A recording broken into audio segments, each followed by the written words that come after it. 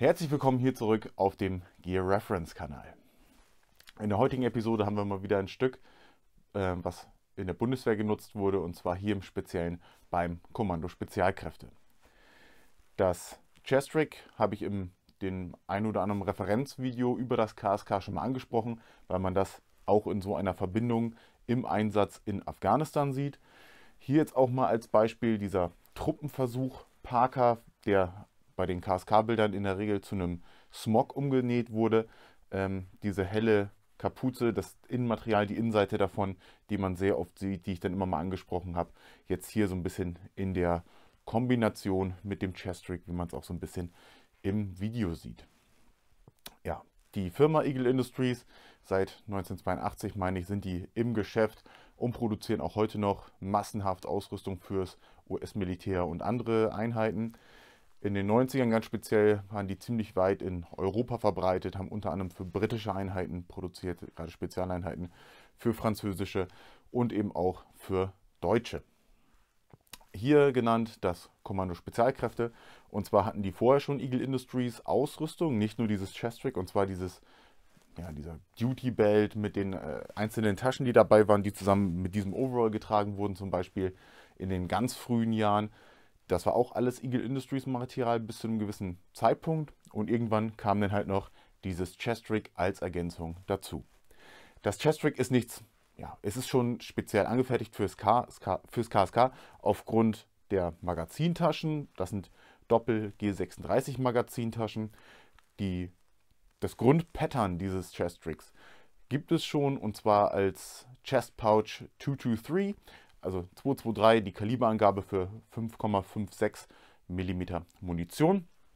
Und das war für ganz einfache M4-Magazine und M16-Magazine.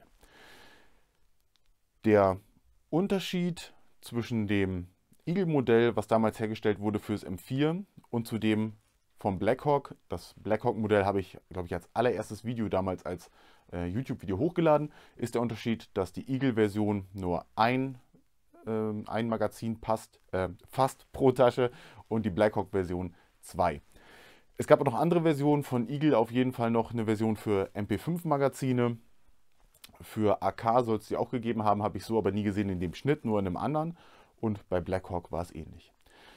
Ja, Eagle Industries also im Geschäft beim KSK mit diesem exklusiven G36 Chest-Rig. Das Ganze primär getragen in Verbindung mit dem Schwarzzeug, dem Retten- und Befreien-Kit, was damals so getragen wurde, und dann auch zu sehen unter anderem mit der MP5K in Benutzung oder eben ganz normal mit dem G36K.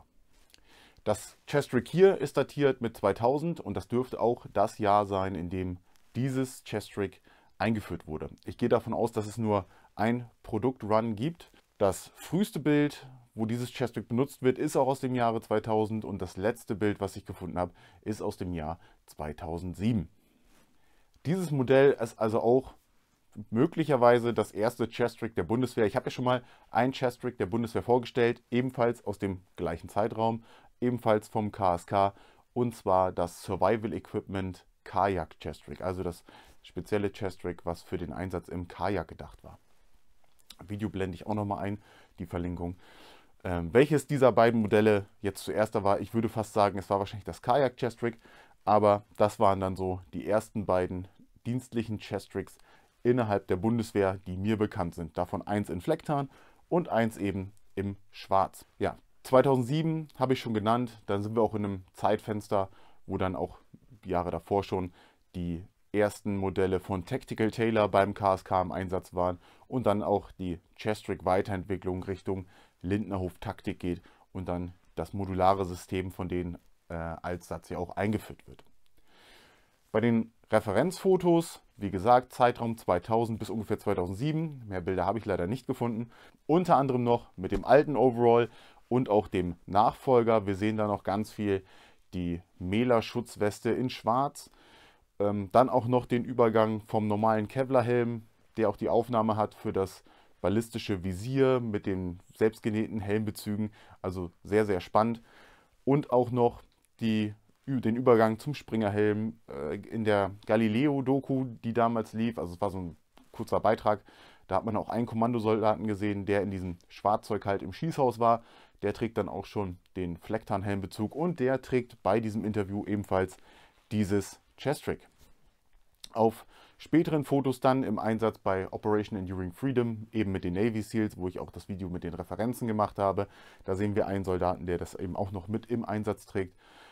Auch noch ein anderer Kamerad im Schneetarnanzug, der das noch trägt. Und dann haben wir aber auch noch mal ein schönes Foto, was offiziell von der Bundeswehr, vom PIZ meine ich, rausgegeben wurde, wo die Kommandosoldaten an einer Häuserwand hängen, eine Fensterladung anbringen wollen zum Sprengen und ein Kamerad davon noch dieses Chest-Rig trägt. Und man sieht aber schon die neuen Kombinationen, den Halbschalenhelm, das Modell Schutzhelm Spezialkräfte leicht oder beziehungsweise der MSA TCAPH, wie er normalerweise heißt, nicht im Bundeswehrsystem. Und das Bild ist dann schon deutlich moderner. Wir sehen viel moderneres Equipment, aber das ist dann halt so gerade diese Übergangszeit. Und auf der anderen Seite sehen wir halt die Kameraden, die die Modelle schon von Tactical Tailor tragen. Dann schauen wir uns das Chest-Rig einmal im Detail an. Wir sehen schon, wir haben einen relativ kleinen Aufbau und nicht super groß ausladen, sondern einfach einen Munitionsträger, der direkt vor der Brust hängt. Wir fangen einfach mal ganz normal mit den Magazintaschen an. Und zwar haben wir, wie gesagt, 4 Stück davon, jeweils für Doppel G36 Magazine.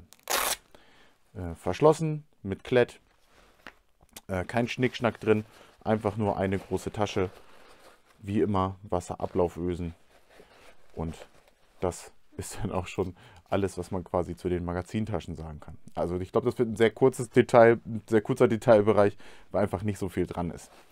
So, dann haben wir hier an den Seiten, die sind auch beide identisch, nochmal Pistolen- bzw. Multitool-Tasche, auch ganz einfach gehalten, mit Klett zu öffnen und zu schließen. Das ist auch bei den M4-Versionen und auch bei dem Blackhawk-Modell genau identisch. Und auch hier haben wir wieder eine Wasserablauföse. Die Schultergurte, da ist auch nichts Dolles dran, keine Polsterung oder sonst irgendwas. Hier an der Seite haben wir dann die Rückenverstellung. Vorne sind die Träger fix festgenäht, also kann ich nicht abmachen oder so, auch hinten nicht abwerfen. Hier sehen wir das nochmal am Rückenbereich. Kann ich dann hier einstellen, wird einfach gezogen und hier hinten ist halt vernäht. Ja, und dann haben wir hier den Bauchgurt, ein ITW Nexus Fastex Verschluss, hier die Datierung 2000, das Gegenstück, genau. Und dann können wir hier auch nochmal die Länge einstellen. Hier oben haben wir nochmal das Eagle Industries Logo. Hier schon die spätere Ausführung aus Stoff. Die früheren, die ich ja ab und zu mal zeige, sind noch die aus Kunststoff. Aber das ist halt eine von den späteren. Ja, ist nicht viel dran an dem guten Stück. Sehr einfach gehalten, hat ja auch wirklich nur den Auftrag, die Magazine mitzuführen. Und das war's auch schon. Dann bedanke ich mich wieder mal fürs Zusehen. Seid gerne beim nächsten Mal wieder mit dabei und dann sehen wir uns. Bis bald. Ciao.